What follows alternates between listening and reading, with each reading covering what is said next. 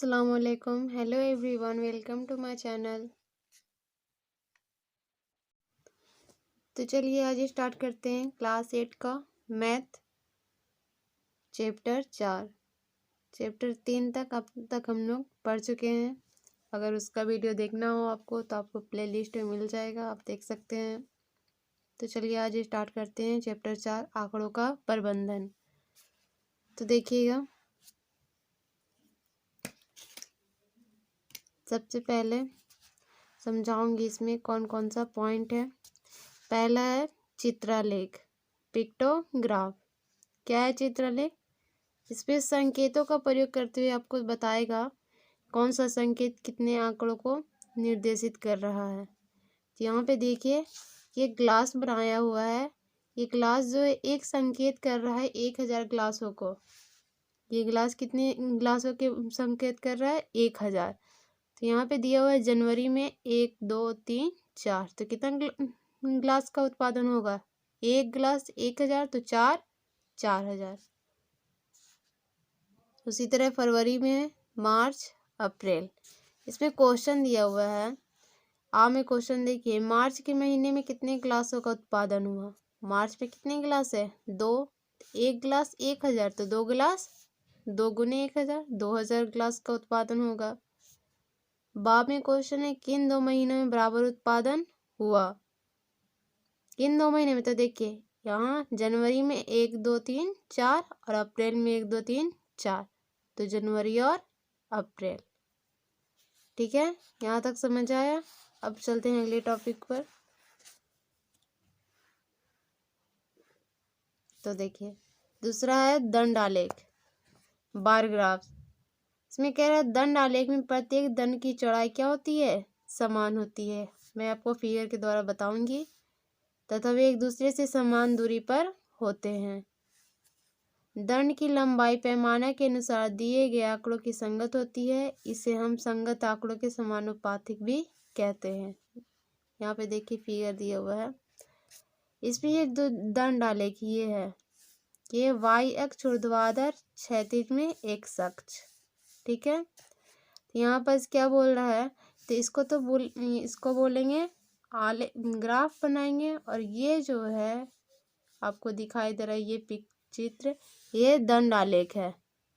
ठीक है, तो ये बोल रहा है या ये दूरी ये जो आपस में यहाँ से दूरी है, ये क्या है? सभी के बीच की बराबर दूरी होगी।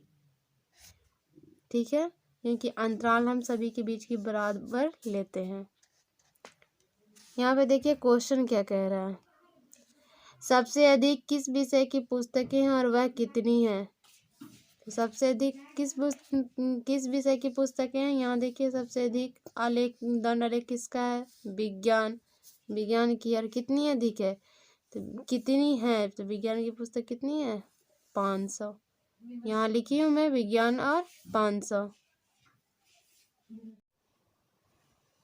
क्वेश्चन देखिएगा, सबसे कम किस विषय की पुस्तकें हैं और वह कितनी है? सबसे कम कौन सा है? समान विज्ञान। कितनी है? यहाँ देखिए 100 है ना। सामने देखिए पुस्तकालय में कितनी पुस्तकें हैं? कितनी पुस्तकें हैं? आप टोटल ऐड कर दीजिएगा। अंग्रेजी की 200, गणित का, हिंदी का, विज्ञान, समान विज्ञान, सभी का टोटल ऐड करके बता देंगे। में देखिए, इस दंड आलेख द्वारा क्या सूचना दी गई है? इस दंड आलेख द्वारा यह सूचना दी गई कि कौन सी पुस्तक कितनी है। यहाँ में देखिए किन 2 विषयों की पुस्तकों की संख्या का अंतर सबसे कम है। तो यहाँ पे देख सकते हैं हम किन 2 विषयों की अंतर सबसे कम है? विज्ञान और हिंदी के बीच की जो है संख्या कम है। चलिए अब अगला टॉपिक देखते हैं, तीसरा दोहरे दंड आलेख, डबल बार्स ग्राफ। ठीक है, इसमें दिया है, इसको हम कब बनाएंगे? जब हमें 2 आंकड़ों को, 2 समूह को तुलना करने की आवश्यकता होगी, तब हम ये आलेख बनाते हैं। यहाँ पे एक एग्जाम्पल दिया हुआ है, देखिए विद्यार्थियों का मार्कशीट का 6 माही और वार्षिक परीक्षा। एक लाइनिंग है 6 माही के लिए, एक आलेख है वार्षिक परीक्षा के लिए। यहाँ पे क्वेश्चन के अनुसार देखते हैं, इस साइड विद्यार्थियों के नाम है और इस साइड प्राप्त अंक है गणित में। किस विद्यार्थी का प्रदर्शन छमाही और वार्षिक में समान रहा? तो देखिए विकास का समान है छमाही और वार्षिक दोनों में। किस विद्यार्थी का प्रदर्शन छमाही की तुलना में वार्षिक में सबसे अच्छा रहा? यहाँ आप देख सकते हैं किसका अच्छा रहा, विभा का। कितने विद्यार्थियों ने वार्षिक परीक्षा 50 से अधिक अंक प्राप्त किए हैं? आप ऐड करके बताइए। दाम में इसी प्रकार इस दोहरे दंड आलेख से क्या सूचना दी गई? इस दोहरे दंड आलेख से हमें विद्यार्थी की वार्षिक परीक्षा और छमाही परीक्षा की तुलना की गई है। कौन किसमें कैसा प्रदर्शन है ये बताया गया है। अगला क्वेश्चन है छमाही के अंकों का औसत क्या है और क्या यह वार्षिक परीक्षा के औसत से? तो देखिएगा कैसे निकालेंगे। अंकों का औसत निकालने के लिए सभी बच्चों के अंकों का योग बटा में कुल बच्चे। कितना अंक प्राप्त किए थे छमाही में? 50 प्लस 40 प्लस 60 प्लस 50 प्लस 80 बटा में कुल बच्चे कितने थे? 5। तो कितना ऐड करके आ जाएगा? 280 बटा में 5। इसे काटेंगे 5 से तो बचा 25, 5 6 के 30, 56। कितना ये छमाही का औसत? 56। वार्षिक कब निकालेंगे उसी तरह? तो 60 प्लस 40 प्लस 90 प्लस 40 प्लस 70 जोड़ेंगे तो 300 बटा में 5। 5 से इसको काटेंगे तो 60 बार में। क्या कह रहा था कि और जो छमाही का है औसत अंक वो वार्षिक से कम है। तो देखिए छमाही 56 है, वार्षिक कितना है? 60, तो कम है ना, तो लिखेंगे हाँ कम है। आ गया समझ में? तो चलिए अब अगले टॉपिक को समझते हैं, अगले पॉइंट को। ठीक है, इसमें देखते हैं तो यहाँ पे बताया है आंकड़ों का परिसर। परिसर क्या है? रेंज क्या है? तो जो आंकड़ा दिया हुआ है उसका अधिकतम प्राप्तांक और न्यूनतम प्राप्तांक का अंतर जो होता है वो क्या होता है? परिसर। ठीक है, तो जितना अधिकतम मान है और जितना कम है उसका देखिए इसमें 38 सबसे ज़्यादा है और सबसे कम क्या है? 1। तो 38 में से 1 घटाए 37 है, 37 ही क्या हमारा होगा? आंकड़ों का परिसर। ठीक है, आई होप आपको समझ आ रहा होगा। अगर कुछ प्रॉब्लम हो या आपको कुछ पूछना हो तो आप कमेंट्स करके पूछ सकते हैं। तो चलिए अब आगे देखते हैं। तो अब चलिए आगे देखते हैं। यहाँ बस बारंबारता पढ़ते हैं। बारंबारता क्या है? प्रत्येक प्राप्तांक के सामने लिखी मिलान चिन्हों की संख्या से हमें उस प्राप्तांक को प्राप्त करने वाले विद्यार्थियों की संख्या का पता चलता है। उसे क्या कहते हैं? उस प्राप्तांक की बारंबारता कहते हैं। मतलब देखिए प्राप्तांक के सामने लिखी मिलान चिन्हों की संख्या से हमें मिलान चिन्ह की जो संख्या है उससे पता चलता है कि इस प्राप्तांक को प्राप्त करने के विद्यार्थियों का संख्या पता चलता है। उसे क्या कहते हैं? बारंबारता। तो अब आगे देखिएगा क्या यहाँ पे मैं बता रही हूँ। आंकड़ों का वर्गीकरण दिया हुआ है। ये आंकड़ा दिया हुआ है 30 विद्यार्थी का, आप देख सकते हैं। यहाँ पे नीचे बनाया हुआ है सारणी, इस वर्ग अंतराल और मिलान चिन्ह और बारंबारता। वर्ग अंतराल क्या है? एक अंतराल हम ले लेते हैं। यहाँ पे ले लिया है, समूह बना लिया है 0 से 4, 4 से 8, 8 से 12 और जो अंतराल होता है सबके बीच की दूरी वो बराबर होती है। देखिए 0 से 4 में 4 4 का सबके बीच डिफरेंस है। ठीक है, ये कैसे निकालते हैं मिलान चिन्ह बारंबारता? तो 0 से 4 में कितना संख्या है वो पहले यहाँ पे हम जो मतलब चुन क्या कहेंगे, देख लेते हैं कि 0 से 4 के बीच में कितने संख्या आते हैं। ठीक है, तो देखिए 0 से 4 के बीच में कितना है? यहाँ देखिए 1 और 2। तो यहाँ पे बारंबारता 2 है और मिलान चिन्ह 1 और 2 बना दिए। उसे 4 से 8 में 5, तो 5 कैसे बनाते हैं? 1 2 3 4 लाइनिंग करके एक क्रॉस, तो 5 हो जाता है। ठीक है, 8 5 और 1 2 3 8। उसी तरह 9 5 4 9, 4 4 2 2, कुल कितना है? 30 विद्यार्थी। ठीक है, इस प्रकार हमारा सारणी बनेगा। ये बारंबारता सारणी है।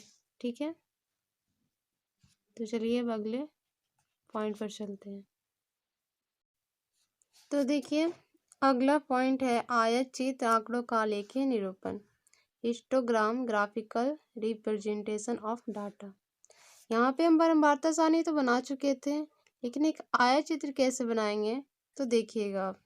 ठीक है, बंटन सारणी के अनुसार ही हम आयत चित्र बनाएंगे। यहाँ पे आप देख सकते हैं। ठीक है, विद्यार्थियों की प्राप्तांक इस साइड लेंगे एक्स अक्ष पर और वाई अक्ष पर विद्यार्थियों की संख्या। 0 से 4 में दो विद्यार्थी थे, 2 यहाँ पर है, यहाँ से यहाँ तक हम एक आलेख खींच दिए। 4 से 8 में 5 थे, यहाँ से यहाँ। तो ये जो फिगर बना है इसे ही हम आयतचित्र कहते हैं। ठीक है, चलिए अब हम क्वेश्चन सॉल्व करते हैं, एक्सरसाइज स्टार्ट करते हैं। ठीक है, तो देखिए 4.1 एक्सरसाइज कितना है 4.1। अवकाश के दिनों में कक्षा 8 के विद्यार्थियों द्वारा प्रतिदिन पढ़ने का समय दिया हुआ है घंटों में। ठीक है, हमें बताना है, ये एक आयतचित्र बनाकर दिया हुआ है और हमें इसे क्वेश्चन दिया हुआ है नीचे में, उसे आप सोल्व करना है। ठीक है, यहाँ पे कह रहे हैं में क्वेश्चन, अधिकतम विद्यार्थी ने कितने घंटे तक पढ़ा। यहाँ पे देखिए अधिकतम विद्यार्थी कितने हैं 28। कितने घंटे तक पढ़ा 4 से 5 घंटे। यहाँ में लिख दिए 4 से 5 घंटे। अगला क्वेश्चन है 5 घंटों से कम समय तक कितने विद्यार्थी ने पढ़ा। 5 घंटे से कम समय तक, तो 5 से जितना कम है उसको ऐड कर दीजिए। 28 + 20 + 8 + 4 कितना आ जाएगा 60। ठीक है, अगला क्वेश्चन है कुल कितने विद्यार्थी ने अवकाश के दिनों में भी पढ़ा। अवकाश के दिनों में ही टोटल पढ़ाई हो रही है, तो टोटल को हम जोड़ देंगे। ठीक है, तो टोटल आएगा जोड़ने पर 88। अगला क्वेश्चन देखिए, किस वर्ग अंतराल की बारंबारता अधिकतम है। किस वर्ग अंतराल की बारंबारता अधिकतम थी 28। 4 से 5 तो हो गया ये सोल्व। अगला क्वेश्चन देखते हैं, अपनी कक्षा के सभी छात्र जूते या चप्पलों के माप एकत्रित कीजिए और उन्हें तालिकाएं भरकर एक बारंबारता बंटन सारणी बनाइए। 5 नंबर की कितने जूतों होगी विद्यार्थी की आपके कक्षा में। हम खुद से मान लिए, आप कितना भी मान सकते हैं अपने क्लास के अनुसार। 6 हम संख्या माने विद्यार्थी हैं। 5 नंबर के कितने लोगों का है 6, तो यहाँ पर 6 बनाए, 1 2 3 4, इसको क्रॉस किए 5 और 1 6। 6 नंबर का 4 और 7 नंबर का 3, 8 नंबर का 5, उसी तरह हम मिलान चिन्ह बनाती हैं। ठीक है, तो चलिए अगला क्वेश्चन पर। तो देखिए अगला क्वेश्चन है, कंकड़िया गांव के 27 मकानों के 1 माह बिजली रुपए में निम्नलिखित है। ये आंकड़ा दिया हुआ है बिजली बिल का 1 माह का, और अंतराल आपको लेकर बनाना है 300 से 400। तो चलिए देखते हैं। तो देखिएगा तीसरा क्वेश्चन, बिजली बिल का बारंबारता सारणी। बिजली बिल एक बनाई हूँ मैं कॉलम, बिजली बिल, मिलान चिन्ह और बारंबारता लेना था हमें। वो अंतराल 300 से 400, तो कितना इसके बीच के अंतराल है 100 का, तो 400 से 500, 500 से 600, 600 से 700, 700 से 800। लास्ट जो अंक था रुपए था वो 760 के बीच में था, इसलिए मैं 760 तक ले ली। ठीक है, तो देखिए 300 से 400 के बीच में कितने घर का था 5, 400 से 500 में 3, फिर 8, फिर 4, फिर 7। इसी प्रकार मिलान चिन्ह बना दिए 5 3 8 4 7, कुल कितने हैं 27। तो यहाँ पर ये क्या बनाना था बारंबारता सारणी बन चुका है, देख सकते हैं आप। इस प्रकार आप बनाइएगा। तो चलिए अब अगले क्वेश्चन पे चलते हैं। अगला क्वेश्चन है फोर्थ प्रश्न 3 में दिए गए आंकड़ों से प्राप्त सारणी के लिए एक आयत चित्र बनाइए और निम्नलिखित प्रश्नों के उत्तर दीजिए। जो 3 में हम बारंबारता सारणी बनाए हैं उसी के अनुसार एक आयत चित्र बनाना है और इन प्रश्नों का उत्तर देना। तो चलिए आयत चित्र बनाते हैं। तो देखिएगा ये है आयत चित्र। इस साइड y अक्ष ले लिए हैं और इस साइड x अक्ष, अंतराल 300 का था ना, मतलब 0 से 100 का, सॉरी 100 का था, तो 0 से 300 ले लिए, 300 से 400, 400 से 500 और 5 से 600, इस प्रकार ली हूँ मैं। तो देखिएगा, ये है आयतचित्र। इस साइड y अक्ष ले लिए हैं और इस साइड x अक्ष।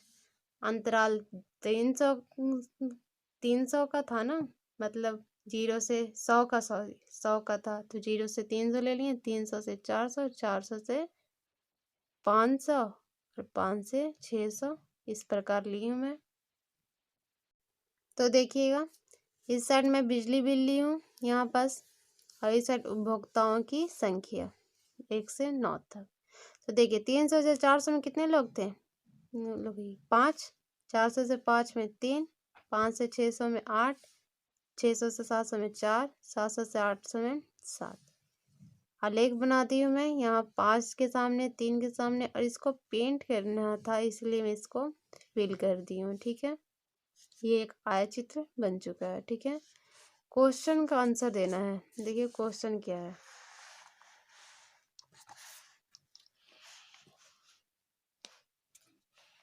यहाँ पे देखिएगा, क्वेश्चन है किस समूह में बिजली उपभोक्ताओं की संख्या सबसे अधिक है। किस समूह में थी, 500 से 600 में। अगला क्वेश्चन है कितने बिजली उपभोक्ता 500 रुपया उससे अधिक बिल जमा करते हैं।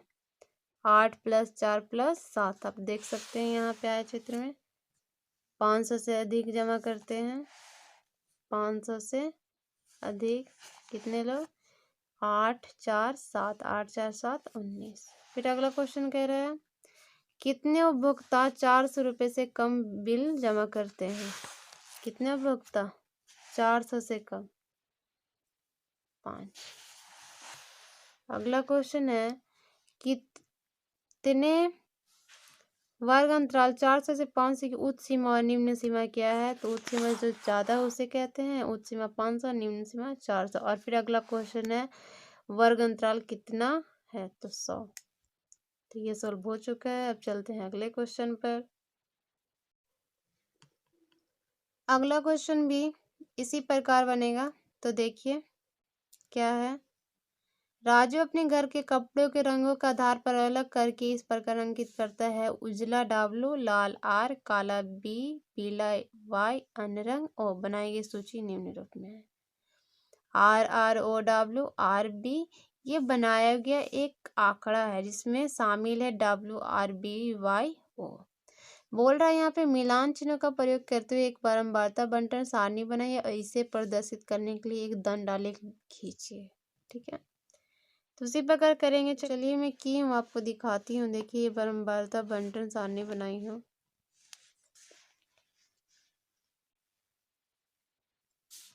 देख सकते हैं आप बारंबारता बंटन सारणी।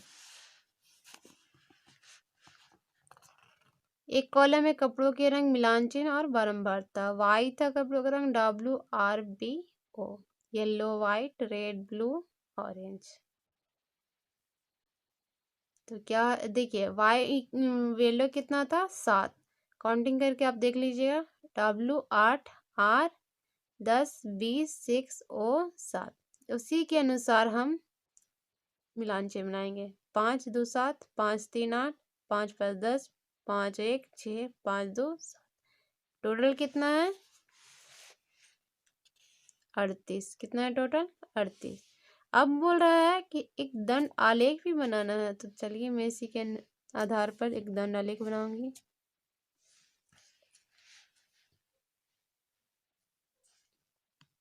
काफी बड़ा है इसलिए आपको दिखाई नहीं देता होगा, साफ साफ देखने की कोशिश करिएगा। देखिए मैं एक अक्ष पर ली हूँ कपड़ों के रंग YWRBO, और इधर Y अक्ष पर ली हूँ कपड़ों की संख्या 1 से लेकर 10 तक। तो Y जो है, देखिए यहाँ पर Y जो है कितना है 7, W 8, उसी तरह R कितना है 10, B 6 और O 7। ठीक है, इसे मिला दी हूँ और फिर इसको पेंट ये क्या कहते हैं इसे फिल कर दी हूँ। आप फिल कर सकते हैं इसे। देखिएगा बुक में फिल किया हुआ था, मैं इस प्रकार फिल की हूँ। फिगर थोड़ा अच्छे से बनाने की कोशिश करिएगा, ठीक है। तो ये क्वेश्चन हो गया सॉल्व। 5वां नंबर भी क्वेश्चन सॉल्व हो चुका है। तो चलिए अब अगला क्वेश्चन पर चलते हैं। अगला क्वेश्चन है 6 नंबर। अपनी कक्षा के छात्रों से ये जानकारी प्राप्त कीजिए कि वे घर पर पिछले दिन कितने समय पढ़े। इन आंकड़ों के निम्न वर्गीकृत बारंबारता सारणी भरिए। और नीचे में दिया है उपरोक्त आंकड़ों का एक आयतचित्र बनाइए।